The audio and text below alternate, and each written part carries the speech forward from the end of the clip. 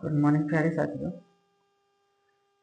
आज कई दिनों के बाद फिर से मैं ऑनलाइन क्लास लेने आया हूँ, क्योंकि कुछ रीज़न की वजह से मैं ले ही नहीं पा रहा था। ठीक है, तो उसके लिए सबसे पहले मैं आप लोग को सॉरी बोलना चाहता हूँ, क्योंकि काफ़ी लेट हो चुकी है ना।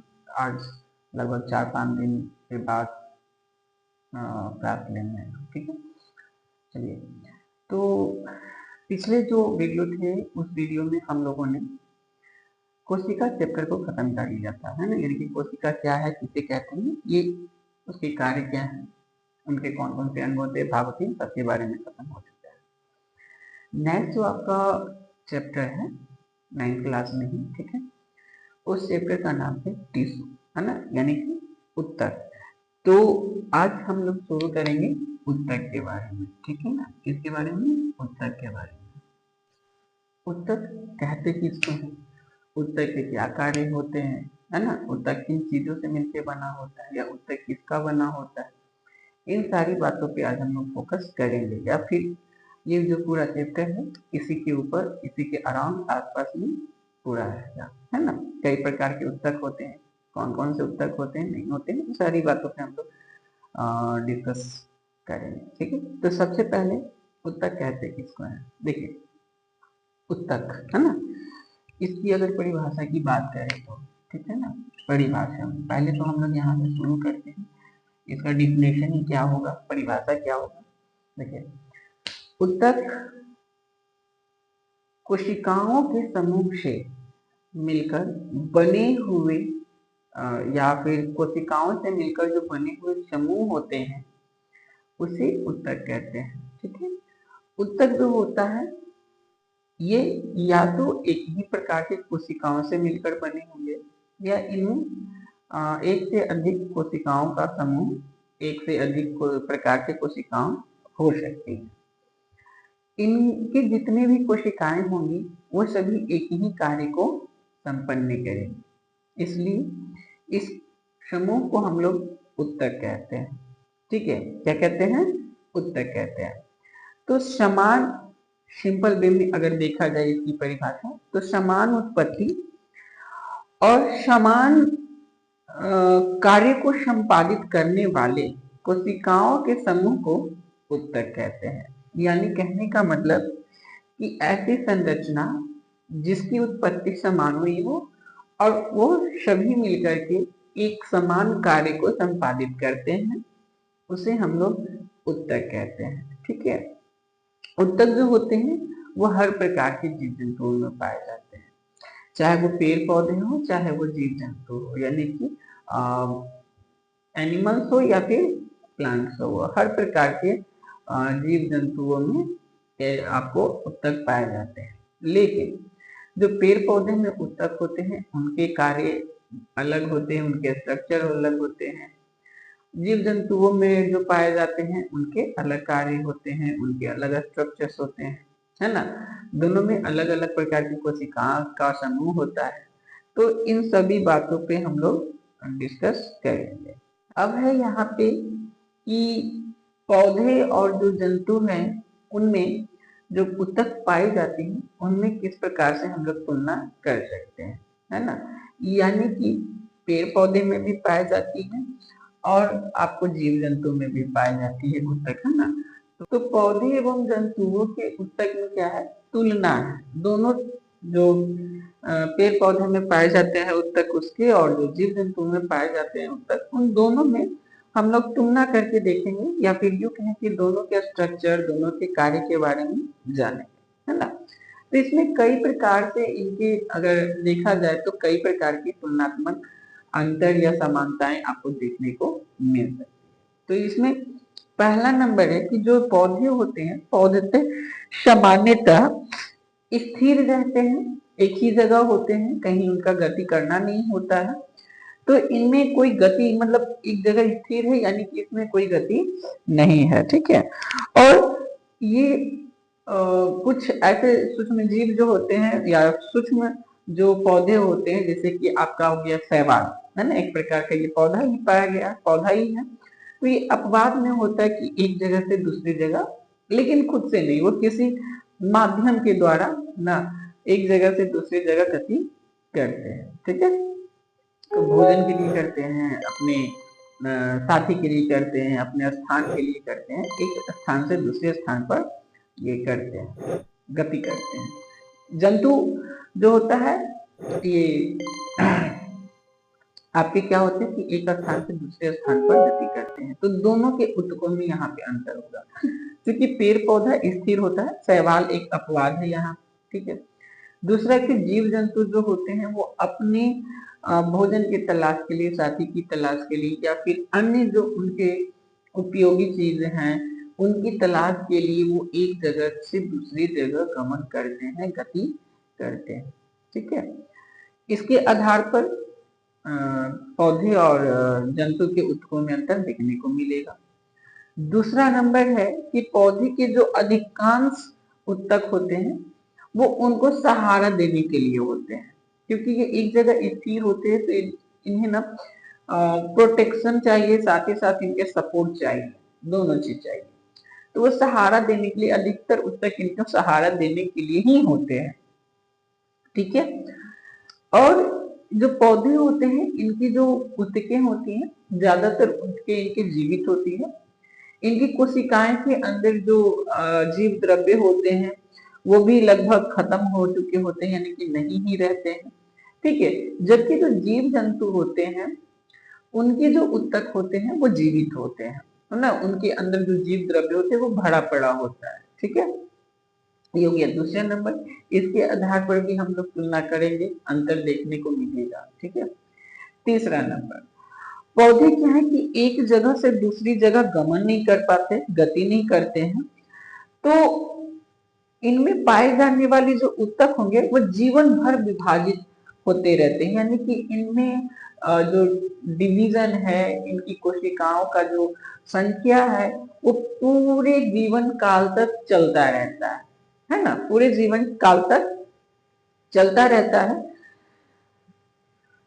और इसकी वजह से दूसरा कि ये चूंकि एक जगह स्थिर होते हैं तो इनको भोजन बनाने के लिए, या यूं कहें कि ऊर्जा की जो आवश्यकता होती है वो कम होती है ना। देखिए, कोई अगर गति करेगा तो उसे ज्यादा एनर्जी चाहिए होता है, अगर गति नहीं कर रहा है, एक जगह स्थिर है, तो उसे कम एनर्जी चाहिए होगा, है ना, उसे कम एनर्जी चाहिए होगा। तो पेड़ पौधे को भी कम एनर्जी चाहिए होता है, लेकिन जो जीव जंतु होते हैं वो गति करते रहते हैं, अपने स्थान को परिवर्तित करते रहते हैं। इनकी वजह से जीव जंतुओं में ज्यादा एनर्जी की जरूरत होती है, ठीक है, क्योंकि है ज्यादा एनर्जी की जरूरत होती है। तो इस आधार पे भी हम लोग डिवाइड करेंगे आपको, या फिर यूं कहें कि बांटेंगे हम लोग उत्तकों को, ठीक है। नेक्स्ट चौथा नंबर की बात करें तो चौथा नंबर में कह रहा है कि जो पौधे होते हैं, पौधे जो होते हैं वृद्धि, है ना, पौधे की जो वृद्धि होती है कुछ क्षेत्रों में सीमित रहती है, मतलब एक लिमिट होती है, जबकि इनके जो आपके पाए जाने वाले जो कोशिकाएं होती हैं, जो उत्तक होती हैं, उनमें जीवन भर विभाजन होता रहता है, कंटिन्यूटी विभाजित होते रहते हैं, पूरी लाइफ टाइम तक विभाजित होते हैं। और विभाजन के आधार पर पौधों की जो कोशिकाएं हैं या फिर जो उत्तक है उनको बांटा भी जाता है ना, वर्गीकृत किया जाता है, ठीक है। जंतुओं में वृद्धि का एक रूप होता है, एक टाइम होता है कि इस टाइम तक, इस एज तक, मतलब ऐसे माना जाता है कि 20 इयर्स के एज तक जीव जंतु, मतलब मनुष्य की बात कर रहा हूं मैं, अलग अलग जीवों का अलग अलग एज होता है, तो वो उस एज तक वृद्धि कर सकते हैं, उनमें कोशिका का विभाजन होगा, ठीक है। लेकिन पेड़ पौधे में वो लाइफ टाइम तक वृद्धि करते हैं, उनमें कोशिका विभाजन लाइफ टाइम तक होता है, ठीक है ना। तो इनके विभाजन और अविभाज्य क्षेत्रों का भी विभाजन नहीं हो पाता, यानी कि जंतुओं में ऐसा होता है, पेड़ पौधे में तो विभाजन होता रहता है, ठीक है। तो इसके आधार पर भी बांटा जाता है। एंड लास्ट नंबर है संरचनात्मक संगठन के आधार पर, है ना, संरचनात्मक संगठन के आधार पर, यानी कि संरचना उनका कैसा है, किन किन कोशिकाओं से मिलकर बना है, वो क्या कार्य करेंगे, इसके आधार पर, है ना, जटिल जंतुओं जो होते हैं ना, उनके अंगों एवं अंग तंत्रों की बनावट हो गई जटिल पौधों की तुलना में अति विशिष्ट तथा सीमित रहती है। यानी कि पौधे और जो जंतु हैं उनके ऊतक में काफी अंतर आपको इस लेवल पे भी देखने को मिलेगा, संरचना के आधार पर भी देखने को मिलेगा, क्योंकि दोनों के कार्य बिल्कुल अलग होते हैं, जटिलता दोनों में अलग होती है ना।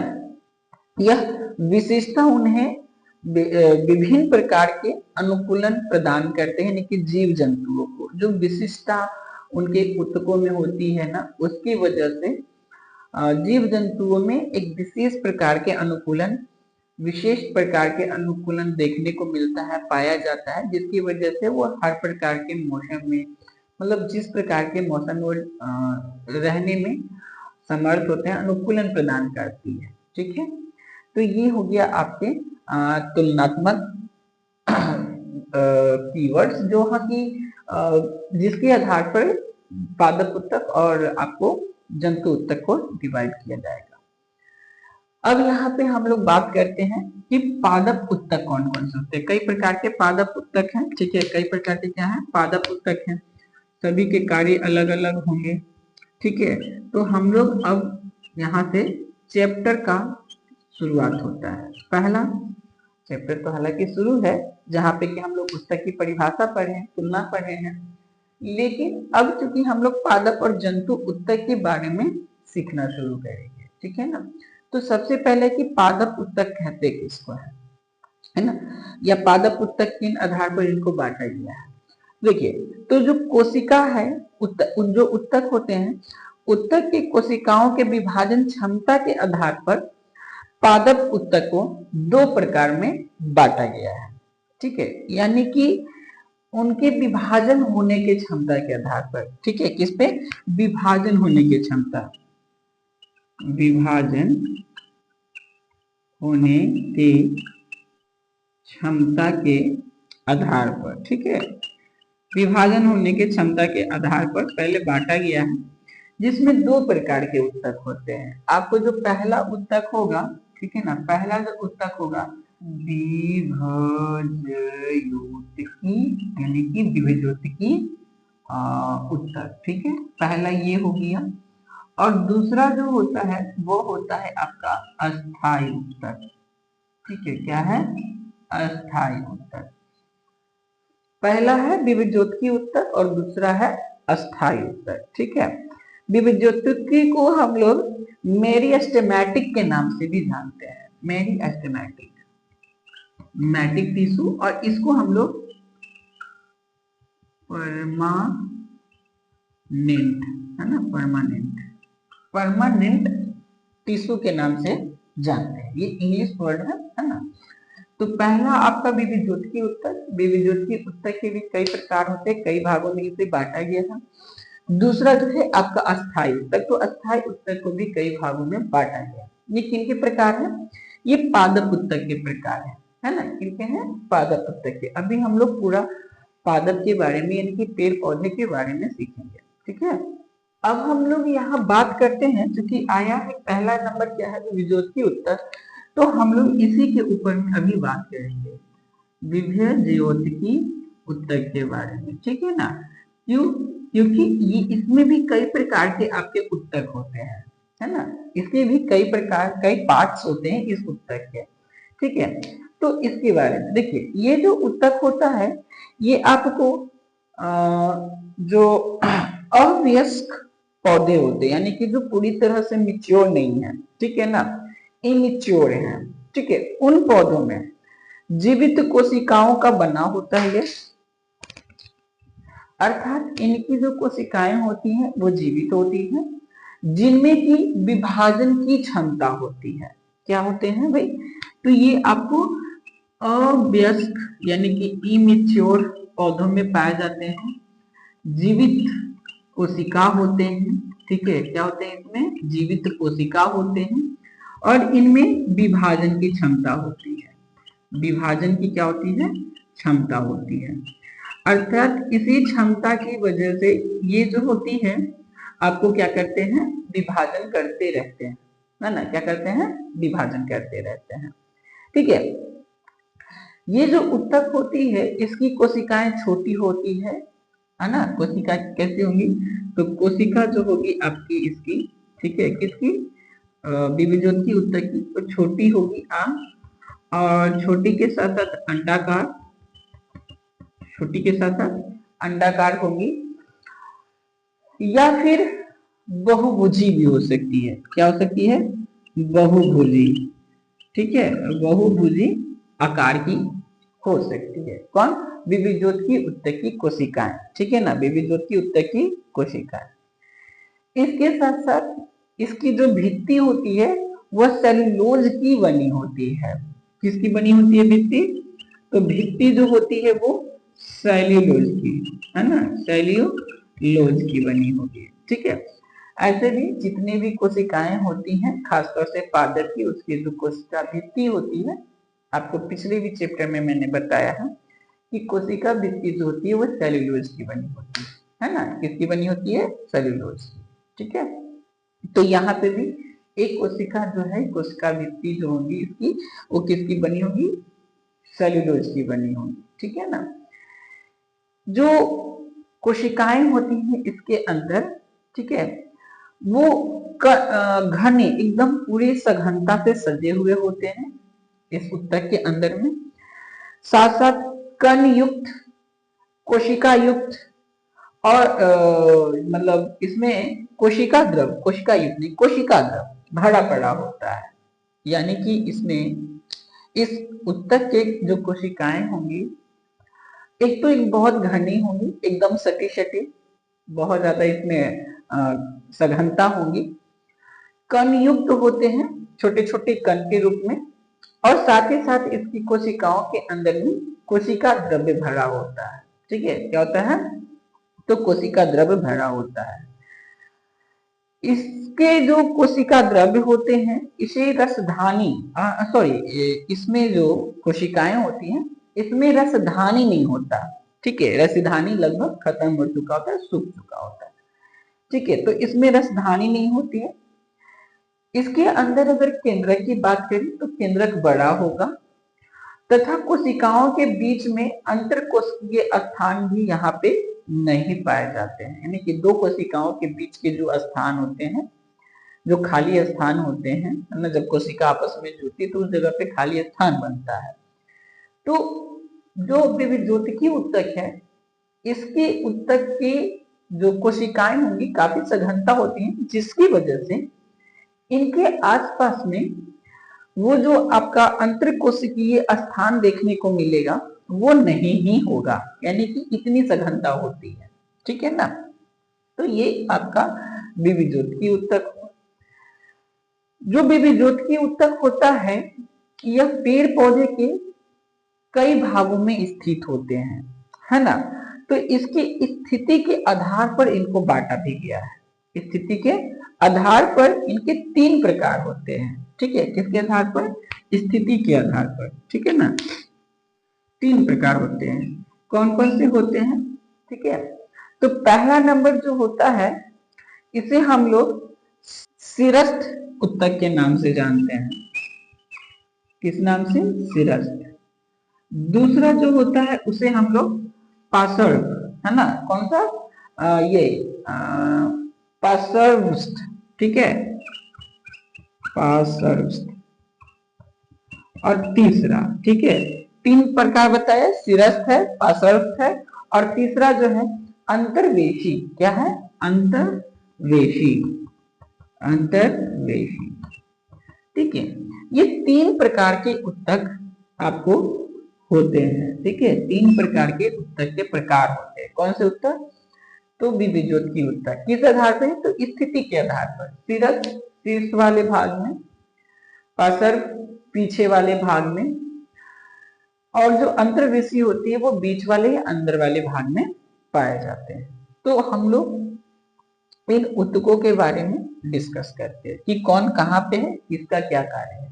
ठीक है, पहला है आपका सिरस्थ उत्तक, है ना, कौन सा उत्तक, सिरस्थ उत्तक। किसको कहते हैं, देखिए, जो सिरस्थ उत्तक होता है, सिरस्थ द्विविद्युत उत्तक जो होते हैं वह तने और जो जड़ होते हैं उनके जो शीर्ष भाग होते हैं, यानी कि जो आगे का भाग होता है उस जगह पे पाए जाते हैं। ठीक है, और ये इसके साथ साथ लंबाई में वृद्धि करते हैं, यानी कि पेड़ पौधे के जो जड़ हो गए, जो तने हो गए, उनकी लंबाई में वृद्धि करते हैं आपको शिरस्थ उत्तक। उनके शीर्ष वाले भाग में, तने के शीर्ष वाले भाग में, जड़ के शीर्ष वाले भाग में आपको शिरस्थ उत्तक पाया जाता है। ठीक है ना। यह उत्तक प्राथमिक द्विविद्युत उत्तक का बना होता है। ठीक है ना, किसका बना होता है या बनता है, तो ये प्राथमिक द्विविद्युत उत्तक जो कि सबसे पहले विभाजन में आपको भाग लेते हैं, है ना, ऐसे उत्तक होते हैं ये। और इसी कोशिका का विभाजन विभेदन होकर के, विभाजन और विभेदन होकर के अस्थाई उत्तक का निर्माण होता है। आगे चल करके जो हम लोग अस्थाई उत्तक पढ़ेंगे, ये जो शिरस्थ उत्तक है, शिरस्थ उत्तक ही विभाजित होंगे, विभेदित होंगे और बाद में ये अस्थाई उत्तक का निर्माण करेंगे। ठीक है ना। ये विशिष्ट कार्यों का संपादन करते हैं और विशिष्ट कार्यों के संपादन के लिए अस्थाई उत्तक के रूप में आकार लेने की क्रिया को हम लोग मतलब अस्थाई उत्तक का निर्माण करते हैं, मतलब विशिष्ट प्रकार के कार्य को करने के लिए। अच्छा, विभेदीकरण क्या है, तो जो अस्थाई उत्तक बने उनके विशिष्ट कार्य हो गए और साथ ही साथ उनके क्रिया को जो विभेदीकरण करता है, ठीक है, उसे हम लोग विभेदीकरण कहते हैं, क्रिया के विभेदीकरण कहते हैं। ठीक है ना। यानी कहने का मतलब कि जो अस्थाई उत्तक है ये तो सबसे पहले लंबाई वृद्धि करने में आपको भाग लेते हैं। दूसरा कि ये ही आपको विभाजित होकर के और विभेदित होकर के आगे चल के क्या बनाएंगे, अस्थाई उत्तक का निर्माण करेंगे, है ना। किसका निर्माण करेंगे, तो अस्थाई उत्तक का निर्माण करेंगे, जो कि आगे चल के जो अस्थाई उत्तक होंगे वो विशेष प्रकार के कार्य को संपादित करेंगे। ठीक है, तो ये आपका हो गया कौन सा, अस्थाई शिरस्थ उत्तक, है ना। कौन सा है, शिरस्थ उत्तक। दूसरा जो है इसका पार्श्व, है ना, पार्श्व उत्तक, पार्श्व उत्तक। दूसरा कौन सा है, पार्श्व उत्तक, पार्श्व द्विविद्युत उत्तक के बारे में। ठीक है, इसके बारे में कह रहा है ये जो जड़ और तने होते हैं उसके पार्श्व वाले भाग, पार्श्व वाले भाग बोले तो पीछे वाले भाग में पाया जाता है ना, पार्श्व वाले भाग में पाया जाता है। और ये आपका द्वितीयक वृद्धि करते हैं। प्रथम कौन करते हैं, शिरस्थ, द्वितीयक कौन करते हैं, तो आपको पार्श्व, ये मतलब वृद्धि करते रहते हैं। ये भी जिस विभाजन इनमें भी होता रहता है, जिस प्रकार से शिरस्थ वाले में होता है उस प्रकार से इसमें भी होता है। ठीक है, लेकिन ये कौन सा वृद्धि करेंगे, तो द्वितीयक वृद्धि करेंगे ये, है ना। कौन सा वृद्धि, द्वितीयक वृद्धि करेंगे ये। साथ ही साथ जब ये द्वितीयक वृद्धि करते हैं तो उससे इनके अंदर एक उत्तक का जो निर्माण होता है, जिसे कि हम लोग बोलते हैं संवहन उत्तक, उसका निर्माण इनके विभाजन, पार्श्व उत्तक के विभाजन से होता है, जिनमें कि आपको भोजन, जल या अन्य जो खनिज पदार्थ है उनका परिवहन, उनका संवहन करने का कार्य करते हैं ये। क्योंकि इनमें भोजन, जल, खनिज लवण या फिर अन्य जो खनिज पदार्थ है उनका संवहन होता है, इसकी वजह से इनके जो आपके तने होते हैं इनकी चौड़ाई में वृद्धि होती है। ठीक है ना। संवहन उत्तक जो होता है, संवहन उत्तक में जो उपस्थित कैम्बियम होते हैं वो कैम्बियम और वृक्ष की जो छाल होती है उसके नीचे, ठीक है ना, वृक्ष की छाल के नीचे पार्श्व द्विविद्युत उत्तक पाए जाते हैं, यानी कि उसके उदाहरण हो गए। पार्श्व द्विविद्युत उत्तक के उदाहरण में आपको कैम्बियम और वृक्ष की छाल के जो उत्तक होते हैं वो आते हैं। ठीक है, और ये जो आपके पार्श्व द्विविद्युत उत्तक होते हैं इसे द्वितीयक द्विविद्युत उत्तक के नाम से भी जाना जाता है ना। तीसरा नंबर है अंतर्वेशी, है ना। कौन सा है, अंतर्वेशी द्विविद्युत उत्तक।